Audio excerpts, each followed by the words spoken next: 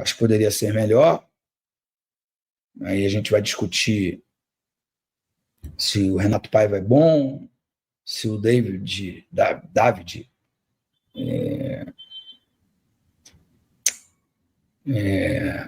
filho do Ancelotti, aí o David Ancelotti é bom ou ruim. A verdade é que o Botafogo faz investimentos altíssimos que hoje o Vasco não tem condições de fazer. E quando faz de forma totalmente equivocada.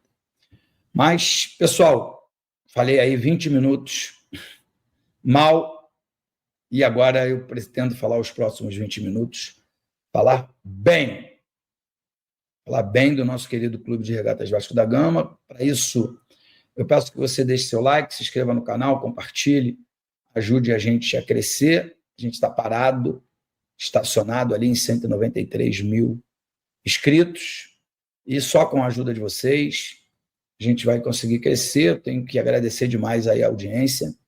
Sei que está todo mundo aí no pré-jogo, né? Quem joga agora às 7 horas é o Flamengo, né? É Atlético Mineiro e Flamengo, e Red Bull Bragantino e Botafogo. Então está todo mundo ansioso aí para secar os seus rivais, esperando quinta-feira para que o Vasco entre em campo e consiga a sua classificação, porque certeza absoluta, eu vejo isso lá na academia, onde eu frequento, sempre um tirando o sarro do outro, meu time chegou mais longe que o seu, e certeza absoluta, se o Flamengo for eliminado hoje, essa zoação vai acontecer, e eu acho que é essa a grande graça do futebol. Uns se organizam melhor do que o outro, né? Um clube se organiza melhor do que o outro, um tem dirigente melhor do que o outro, mas o torcedor, de um modo geral, ele é alegria por quando o seu time vence e tristeza quando o seu time perde.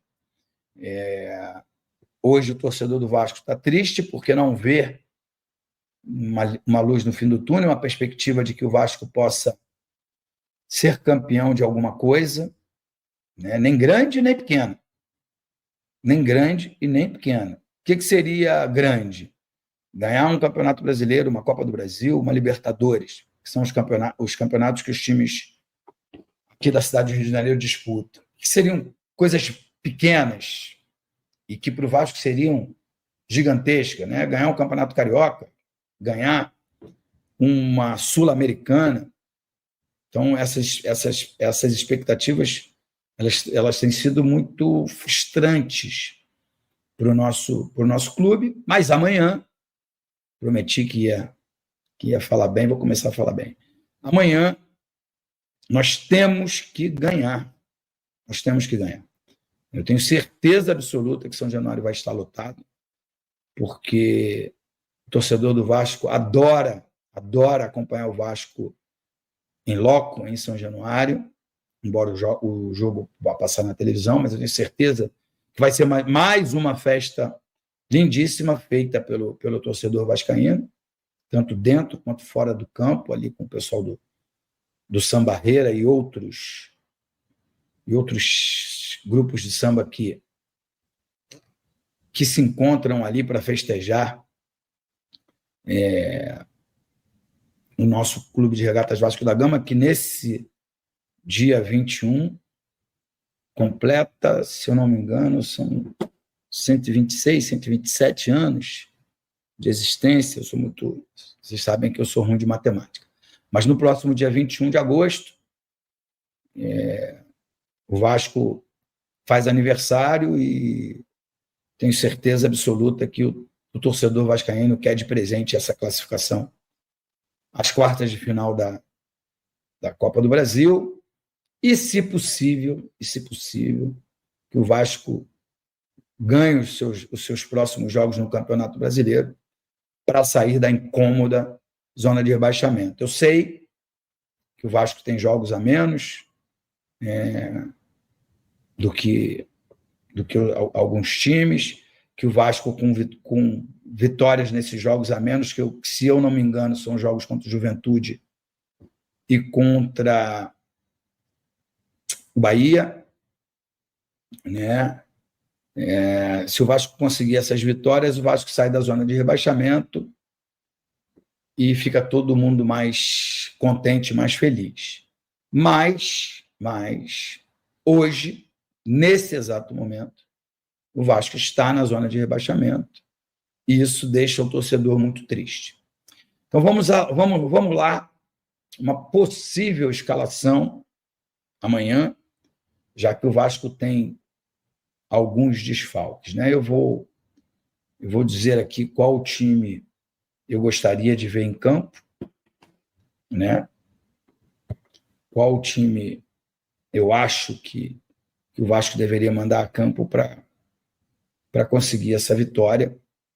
Léo Jardim, né? Claro. Paulo Henrique na lateral direita.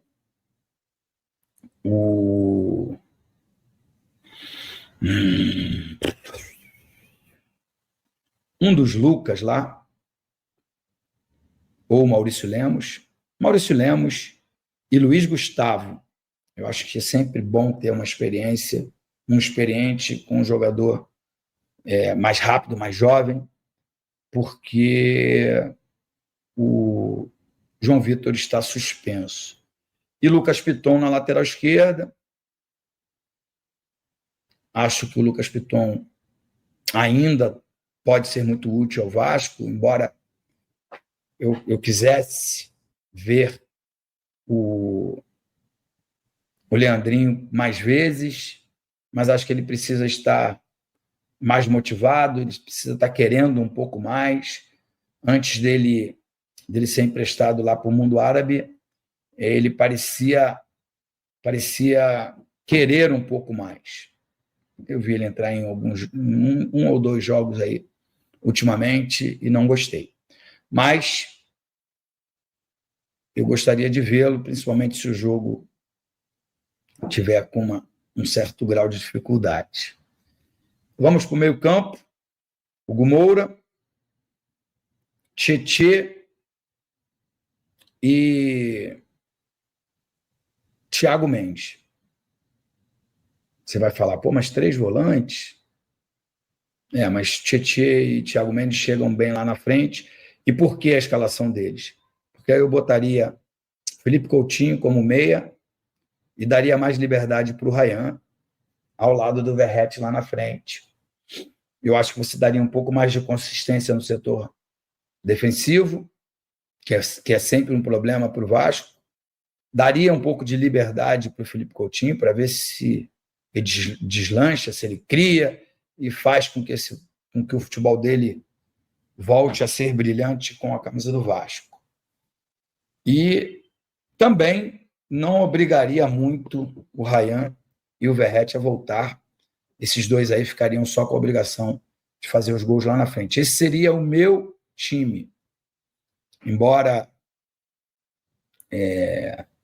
eu goste muito do David, não desgosto do Nuno, mas eu acho que você está um pouco mais protegido ali no sistema defensivo. Caso o Thiago Mendes ainda não tenha condições de ser titular e de jogar 90 minutos, aí sim eu colocaria o Nuno, até mais do que o David, porque eu acho que o Vasco vai propor o jogo. Não vai ter espaço para contra-ataque, para jogada de velocidade. Quem vai fazer isso é o CSA. Já fez isso jogando em casa. Vasco acerta a contratação de Andrés Gomes do Rennes. O Vasco da Gama acertou a contratação do atacante colombiano Andrés Gomes, de 21 anos, que estava no Rennes, da França. A negociação foi conduzida com rapidez pela diretoria vascaína, que já vinha monitorando o jogador há semanas. Gomes chega ao clube com status de reforço importante para o setor ofensivo, atendendo a um pedido da comissão técnica e com aval do diretor esportivo Admar Lopes. O jogador é veloz, habilidoso e atua preferencialmente pelas pontas, podendo ser uma peça-chave no esquema do técnico Fernando Diniz. O acordo com o Rennes envolve um empréstimo com opção de compra ao final da temporada, e o atleta é aguardado no Rio de Janeiro nos próximos dias para realizar exames médicos e assinar contrato. Com passagem marcante pelo Millonarios, da Colômbia, antes de se transferir para a Europa, Gomes é tratado como uma das maiores promessas do futebol colombiano e chega com grande expectativa da torcida cruzmaltina.